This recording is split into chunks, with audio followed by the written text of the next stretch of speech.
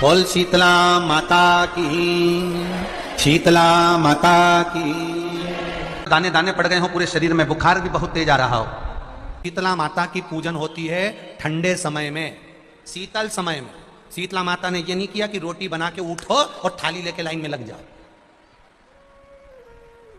तुम देखना शीतला माता की पूजन करने लोग जाते हैं ना शीतला सप्तमी शीतला अष्टमी पे, बस 11 बजे तक तो रोटी बनाती रहेगी, सामान बनाती रहेगी। 1-1.5 घंटा में ठंडा हुआ, 12:30 बजे उठ के सीधे लाइन में लग जाएगी, जल्दी से पूजन करके सो जाऊंगी, काम खत्म। शीतला माता ने भी सोच लिया बस तूने मुझे बेवकूफ बनाया, अब रुक जा तू।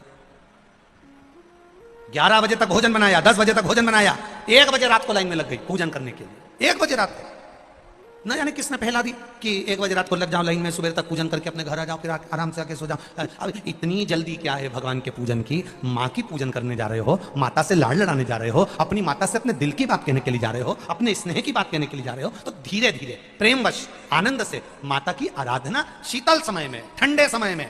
ठंडे समय का मतलब है भीतर से ठंडे होकर, अपने भीतर से ठंडे होकर। अब अपने भीतर तो ठंडा ही है ही नहीं ना, जल्दी जल्दी चलो, और आधी बहुत पतली खुशी है,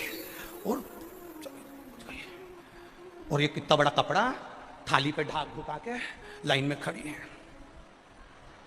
शीतला माता, शीतला माता, या हाथ में लोटा या हाथ में थाली है। और इतनी देर में पड़ोसन निकल के बाजू में से जा रही थी और लोटा थोड़ा सा ढुल गया। अब यहां शीतला माता की पूजन करनी आई और ये हो गई चंद्र घंटा। लोटा जरा सा ही पानी का झलका, देखते नहीं चल सकती, ठंडा भोजन हाथ में, लोटा ठंडा पानी का, और अंदर अग्नि। शीतला माता भी कह रही इसको अजान दो पहले, इसको क्या मतलब? भीतर से शीतल हुई है, भीतर से ठंडे हुई है।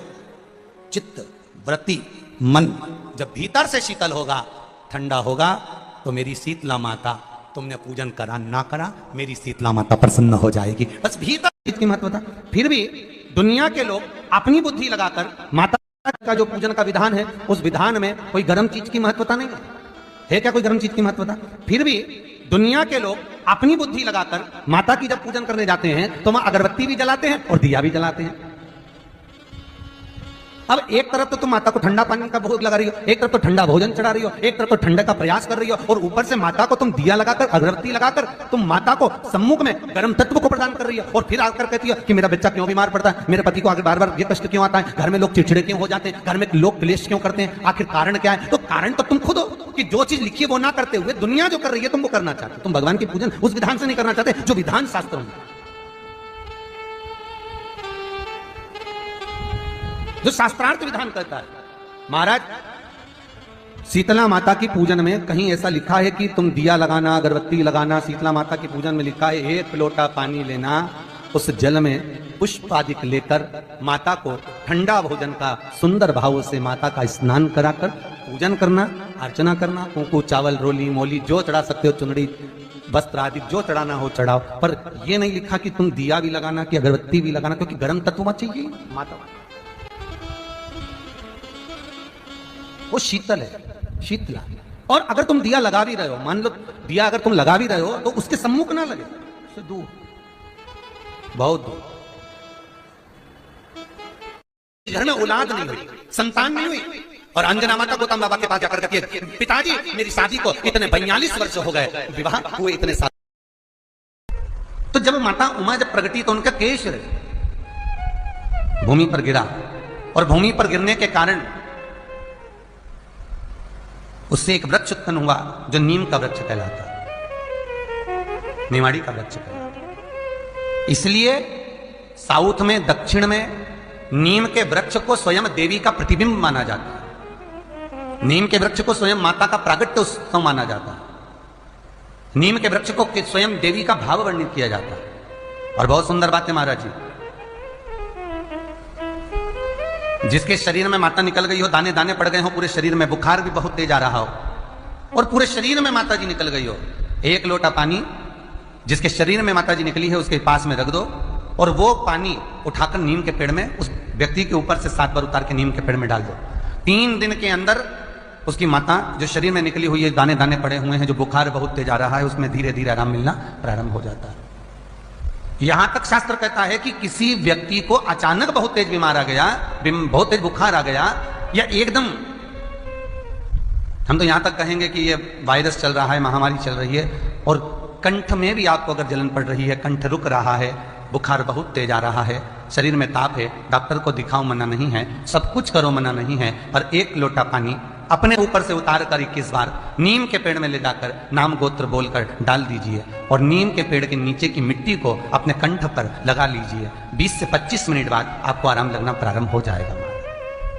ये उमा देवी है। जगह की मिट्टी काया के रोग को ठीक कर देती है। अगर किसी व्यक्ति को चर्म रोग हो गया, कुष्ठ रोग हो गया, चमड़ी सफेद पड़ गई, रोग समाप्त नहीं हो रहा, बढ़ते जा रहा है, औषधियां आपने बहुत कर ली, तो 3 जगह की मिट्टी आपको फल प्रदान करेगी। पहला, सूर्य कुंड की मिट्टी। स्कंद पुराण सूर्य कुंड कहां पर है? तो कहा दतिया और झांसी के बीच में सूर्य कुंड निवास करता है। उस सूर्य कुंड की मिट्टी को लाकर जिस व्यक्ति को कुष्ठ रोग हो गया हो, शरीर की चमड़ी सफेद पड़ गई हो, स्कंद पुराण कहती है सूर्य कुंड की मृदा लगा लेने से 5 से 7 दिन में रोग समाप्त होने लगता है महाराज। पर सूर्य को सर्वाधिक प्रियता क्या?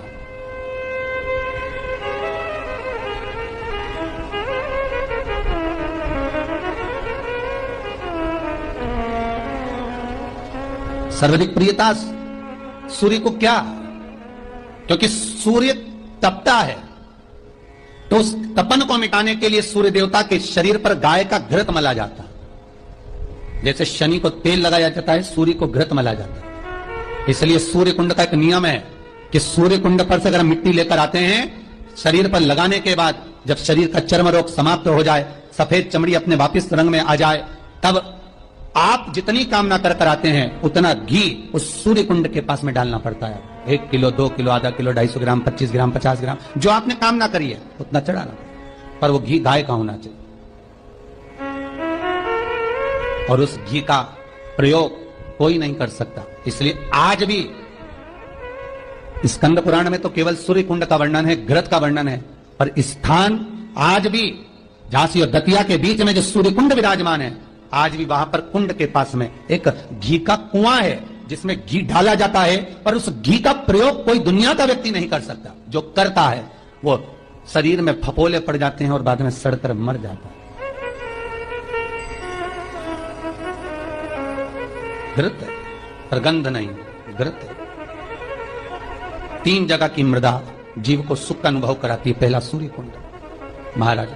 दूसरा वर्णन करा है जिस स्थान पर गौ माता को बांधा गया हो और गाय अपने बछड़े को, बच्चिया को जन्म देती हो, उस स्थान पर उसकी मिट्टी, उसकी मृदा, उस जगह की रज, जब मकान का मुहूर्त होता है, दुकान खोली जाती है, दुकान बनाई जाती है, दुकान में कोई अग्नि का प्रवेश हो, उससे पहले जहां पर गाय ने अपने बछड़े को जन्म दिया हो, बच्चे को जन्म दिया हो, उस स्थान की मिट्टी उस भूमि पर लेपन कर दी जाए तो जिंदगी में कभी संपदा की कमी नहीं हो सकती महाराज। ये दूसरी मृदा स्कंद पुराण वर्णन करती है, धेनु मानस वर्णन करती। दूसरी गीता प्रेस गोरखपुर का गो अंक वर्णन करता है, जहां पर गौ माता बंदी हो, जहां पर गौ माता नित्य स्मरण करती हो और गाय के बच्चों का जन्म होता हो, और वो भी देसी गाय, देसी बच्चों को जन्म दे, रुद्राक्ष की उत्पत्ति हुई। जानते हो सब लोग? बोलो तो जम के बोलो, जानते हो ना? फिर भगवान शंकर के नेत्र अश्रु से अंधकासुर की उत्पत्ति हुई। जानते हो सब लोग? बोलो जम के बोलो, ठीक है। तीसरा, भगवान शंकर के क्रोध नेत्र अग्नि की ज्वाला से, उनके अश्रु से